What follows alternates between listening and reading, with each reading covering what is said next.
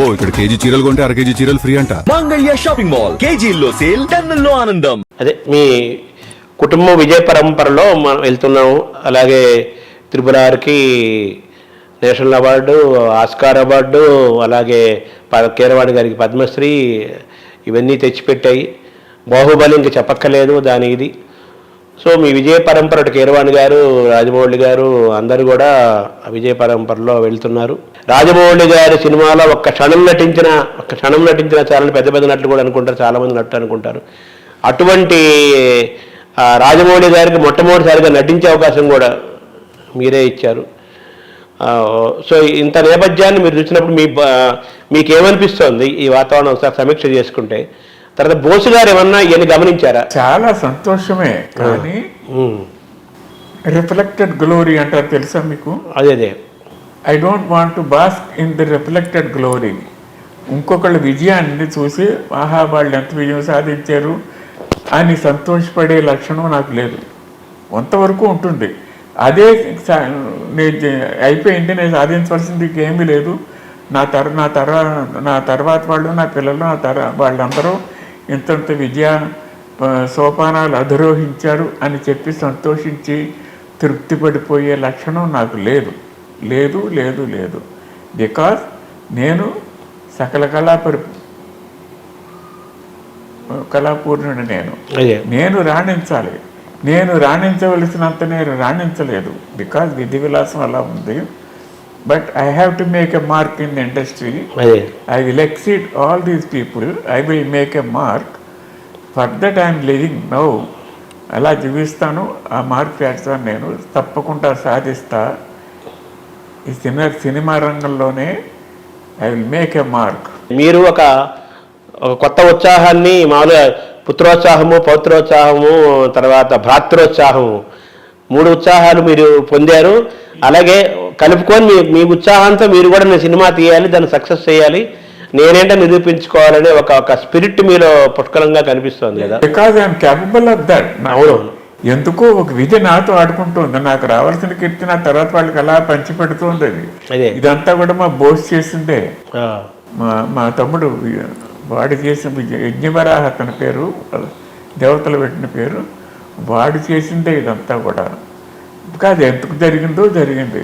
But still అదే విధంగా నాకు ఆయుర్దాయం కూడా అలా పెంచుతూనే ఉన్నాడు. తను వెళ్ళిపోయాడు స్వర్గానికి, తన ఆయువు నాకు ఇచ్చి నన్ను పెంచుతున్నాడు. అలాగా I will make a mark in the industry. I will prove what I am. Rajamouli గారితో మొట్టమొదటిగా నటింపజేసింది మీరే అన్నారు. పిల్లల గోవి సినిమా గురించి చెప్తారు ఒకసారి మనం తలుచుకుందాం సార్. అది పిల్లల గోవి సినిమా గురించి చెప్పారు ఇందాక మీరు. శ్రీలేఖకి అందులోనే ఉంది, మీ కుటుంబ సభ్యులంతా అందులోనే చేశారన్నారు మీరు. చాలా అది ఇష్టపడేవాడు కాదు, చాలా బతిమాలి చేయించుకునేవాడు. రాజమౌళి ఇష్టపడేవాడు కాదు, చాలా బ్రతిమాలితే వచ్చేవాడు. పిల్లల గురించి సినిమాలో మీ కుటుంబ సభ్యులు ఆల్మోస్ట్ అందరూ ఉన్నారు. ఎస్, నేను కూడా ఉన్నా. అదే కానీ ఆ పిల్లల గురించి ఆగిపోయింది. మళ్ళీ ఇప్పుడు క్లైమాక్స్ తీయలేక అయిపోయింది. అదే ఇప్పుడు మీరు ఆర్థికంగా ఇబ్బంది లేదు కాబట్టి ఇంచుమించు ఒక 10 years బ్యాక్ వరకు కూడా మెడ్రాస్లో ప్రసాద్ ల్యాబ్లో ఉందండి, నెగిటివ్ ఉండేది. ఓకే.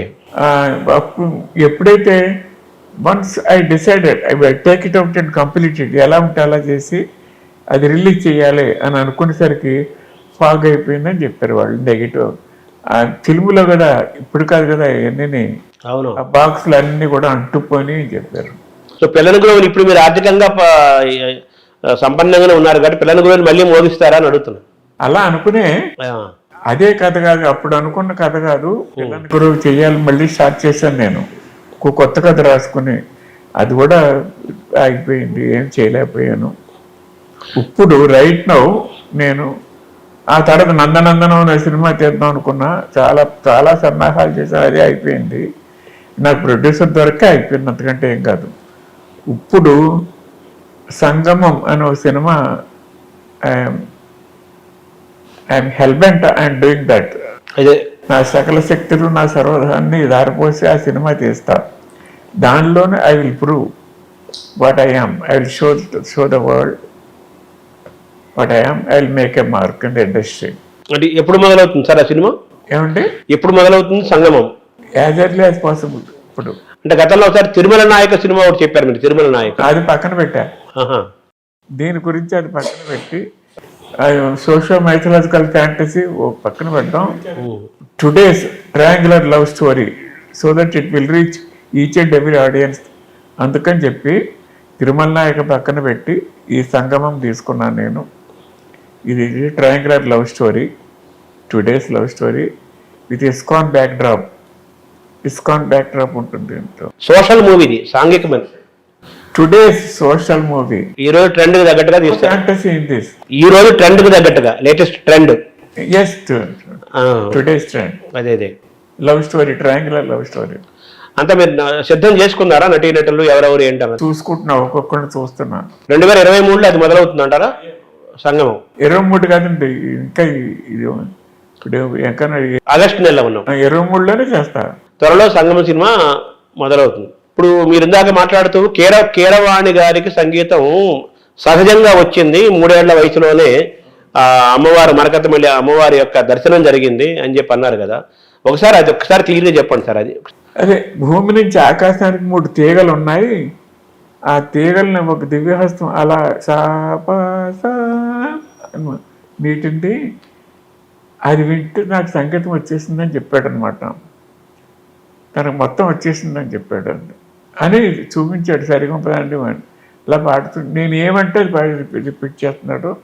అప్పుడు హార్మోనియం మీద నేర్పి నేను సిస్టమేటిక్గా కూర్చుని కొంత నేర్పి నాకు ఆ తర్వాత టీచర్ని పెట్టి ఇంకా ధారా ప్రవాహం అంతే, ఏకసంతగ్రాహి. తర్వాత చక్రవర్తి గారి దగ్గర ఎందుకు జాయిన్ చేయాలనిపించింది సార్ కీరవాణి గారిని? ఎందుకు వైలిన్ బ్యాండ్స్ని చూసి అడిగాడు. వైలిన్ బ్యాండ్స్ని చూసి నాకు కావాలి అన్నాడు. నేను ఇవ్వను, నా ప్రాణం. దత్తు అడిగారు అన్నారు కదా, దత్తు తీసుకోవడానికి. అదే చెప్తున్నా. తర్వాత అటువంటిది ఎక్కడ ఇంకొక 100 రూపాయలు పెంచమంటే ఇది విధి వైపరీత్యం. కొడుకుగా నాకు దత్తత ఇమ్మని అడిగిన వాడే నేను రోజుకు 100 ఇస్తున్నాడు, 200 ఇమ్మని అడిగితే ఇవ్వనన్నాడు. ఇది మానేశాడు. చక్రవర్తి గారి దగ్గర మానేశాడు. ముందు ఇవ్వనన్నాడు, మానేసి ఈడన్నాడు కదా అతను ఇస్తానంటే ఇవ్వనంటే మళ్ళీ ఇంకా అతను మొక్కం చూడను. ఈ 100 రూపాయలు కూడా మన కుటుంబానికి ఉండదు, ఆలోచించుకోండి బోసనాథ్ గారు అన్నాడు అనమాట. బోస్ పెంపకంలోనే పెరిగాడు. బోస్ అంటే పర్లేదు అన్నాడు. అప్పుడు 1 సంవత్సరం చక్రవర్తి దగ్గర మానేసి కాషాయం కట్టుకుంటూ పాదరక్షలు లేకుండా మెడ్రాసులో ఉన్న ప్రతి అమ్మవారి గుడికి రోజుకు ఒక అమ్మవారి గుడికి వెళ్ళేవాడు అనమాట. ఎంత దూరం, ఎన్ని కిలోమీటర్ల దూరం నాకు కాళ్ళ నడకని వెళ్ళి అక్కడ ఆవిడకి దండం పెట్టుకుని వచ్చి ఆవిడ భోజనం చేసేవాడు. అలా సంవత్సరం చేశాడు. సంవత్సరం చేశాక ఈ లోపున సుందరరామూర్తి గారు, వేటూరు సుందరరామూర్తి గారు చాలా అభిమానించారు వీడిని. చక్రవర్తి దగ్గర కూర్చుని కంపోజింగ్ కూర్చున్నప్పుడు వీడిలో ఉన్న తెలివితేటలు గుర్తించి